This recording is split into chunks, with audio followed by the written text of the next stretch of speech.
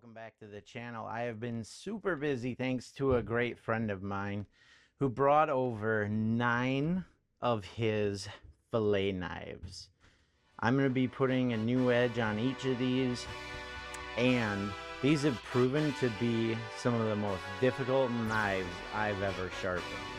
Hey. Let's get to it. Yeah, let's see how you do under pressure. Oh. Yeah, I've been wanting this shit forever. I've been in the field with whatever they throw at me. Brush it off, pick myself up, moving on to the better. Okay. Hey. This is a Leech Lake knife. It has all the characteristics of a normal fillet knife. However, the back side of the blade is also partially sharpened, starting from about a third of the way up from the handle and going all the way to nearly the tip. There's a small flat edge right here that is unsharpened, but that adds another interior curve that needs to be sharpened on this blade. Now this is the condition of one of these knives I received, and as you can tell, it can't cut even paper. I felt really bad after this, knowing that there was a fish that was dismembered using this blade. Okay, so we're back over at the sharpening station. I'm going to be using the fixed angle system, and one public service announcement that I need to make that I didn't know about the fixed angle system that I did a review on not too long ago is that when you flip the mechanism, you flip the blade, it is possible that you don't get the same angle each time. And so when you flip the blade, you make sure you measure each time if you have this system. I'll eventually be upgrading to a different system in the future, but until then, I will be able to get by just fine with this. The other thing is that I did upgrade to a nicer stone. These are made by Jendi. I've got the 80 grit, the 120 grit, which is what I'm going to start with on this fillet knife.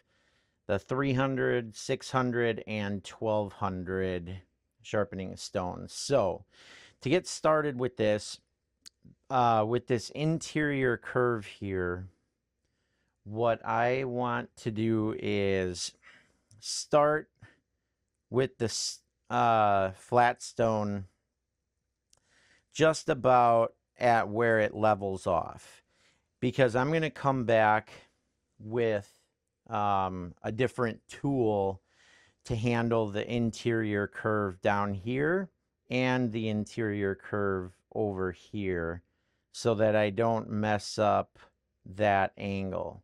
And so what I'm going to do with the 120 is just start doing strokes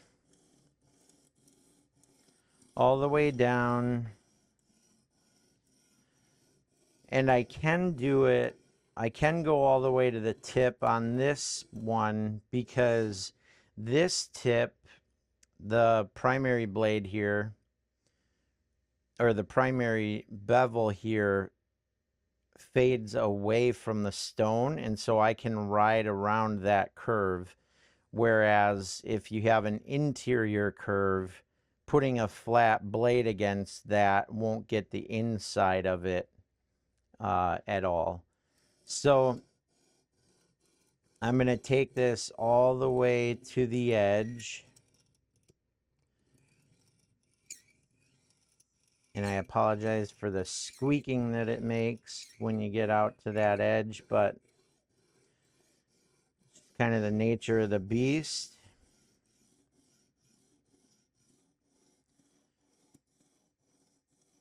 All right. And then what I want to do is feel for a burr. I've always got to feel for a burr before I flip. Otherwise, I'm not going to get a good apex. So I don't feel it quite yet. So we'll go some more here.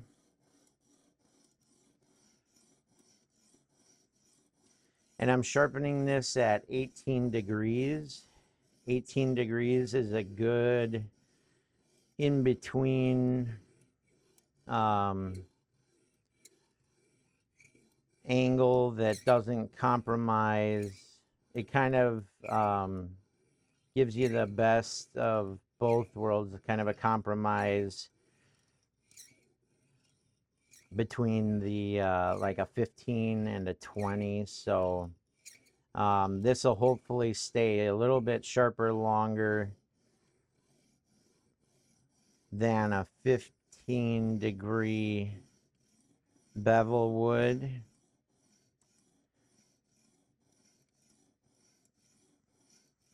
But will still be very slicey. So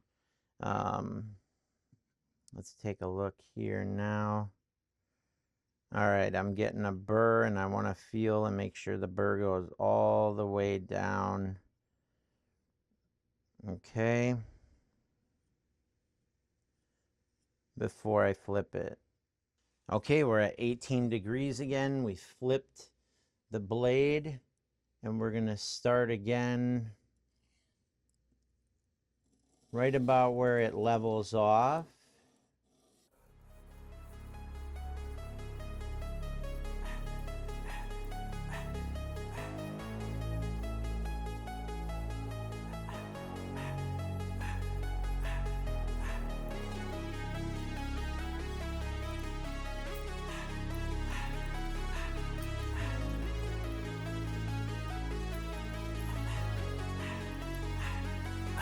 Just bought a new Robbins truck, Royce voice truck, Bentley truck, riches. These Jendi stones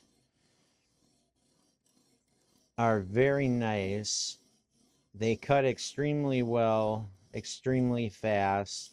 I got them for a really good price.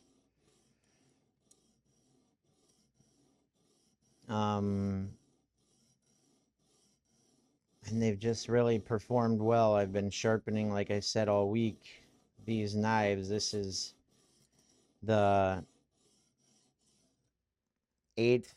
seventh fillet knife that I've been sharpening this week. So we're done here. We're going to feel for the burr, which I've got.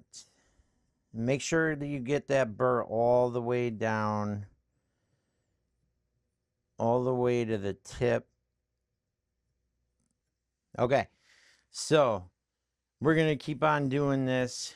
We're going to flip back, do our stone progressions. I'll skip through that part. And then we'll come back and I'll show you what I'm going to do about the interior curves here.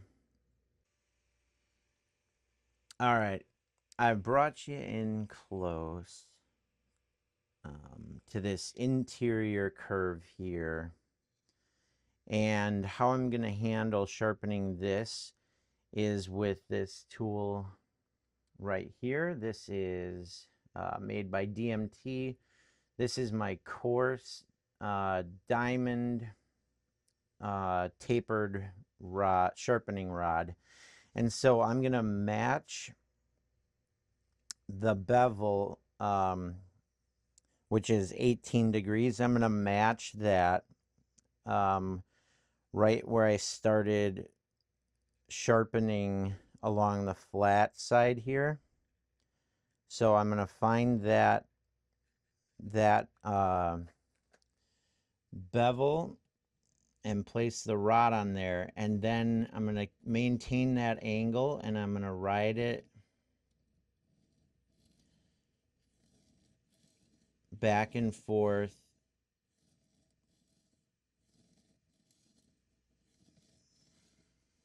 until I've got a burr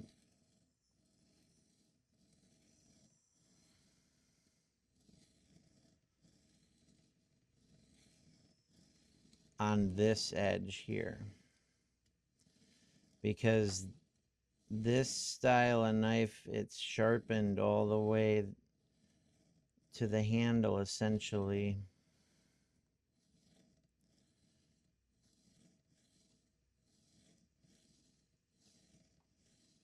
And this is a safer way than using the corner of the stone maybe, to prevent you from damaging the handle or hitting the handle with it. So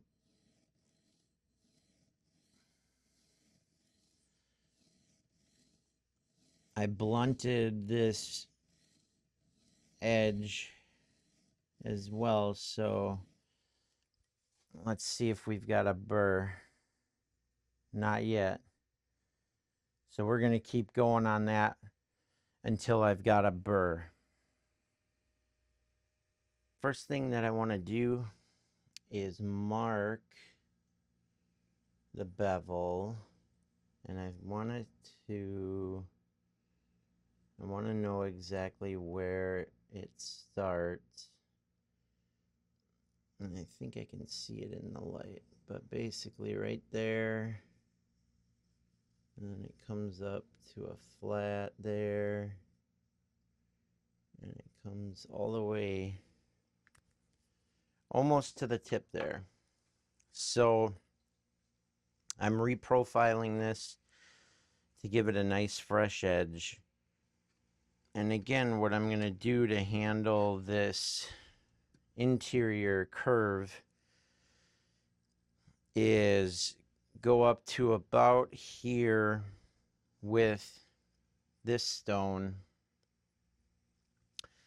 and then use the diamond sharpening rod to manually do this, matching the same angle that I put on the bevel there.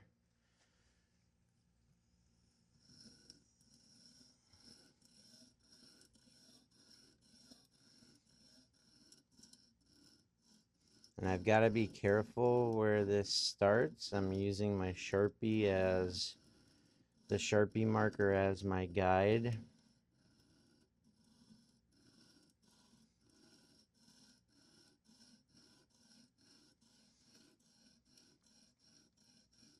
So I don't go past it.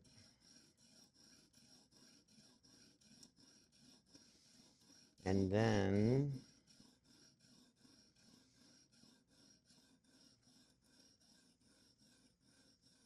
again, out here by the tip, I'm going to be going to where it starts to pitch away.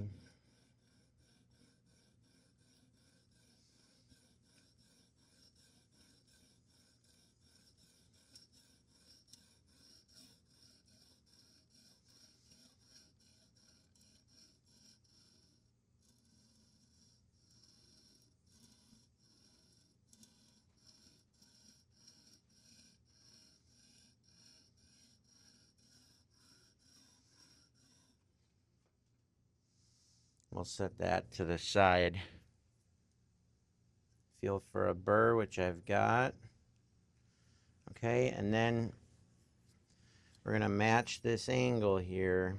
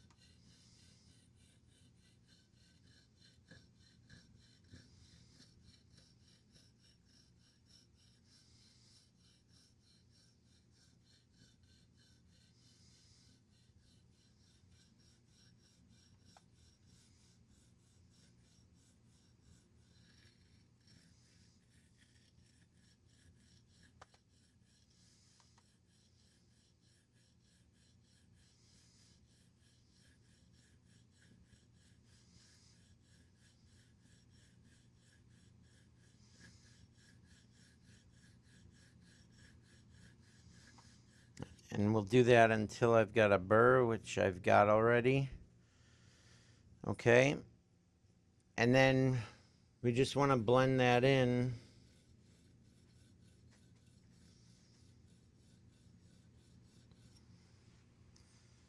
And it looks perfect. So then we'll flip the knife, do it on the other side, switch from a coarse to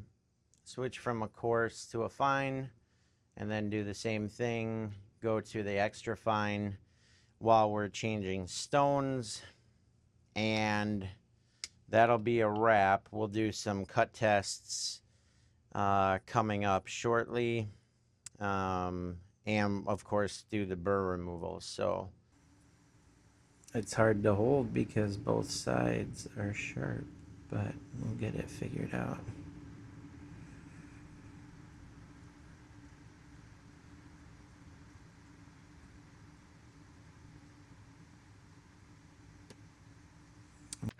We'll do a little cut test at the end here. This will do primary blade versus standard paper.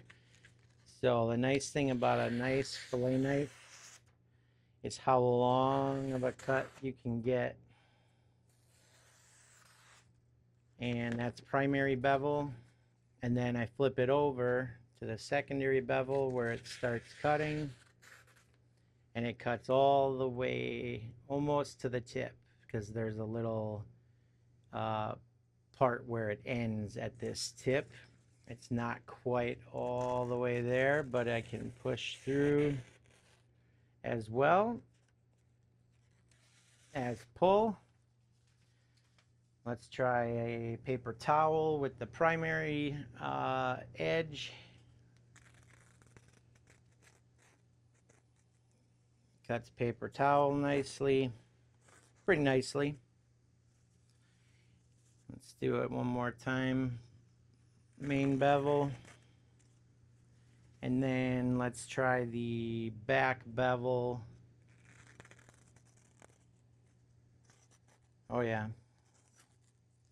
That's cutting paper towel also. Well, that's going to put a wrap on these Leech Lake knives for me anyways. I can't wait to get these back to Tom so he can go fishing again and clean some fish.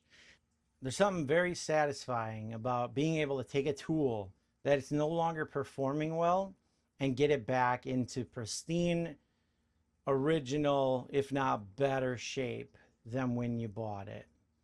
Thanks so much for watching. Don't forget to subscribe, share, and like this video. I urge you to send this to anybody that you think might like this video, who might be interested in fillet knives and sharpening them. As always, damn for all, out.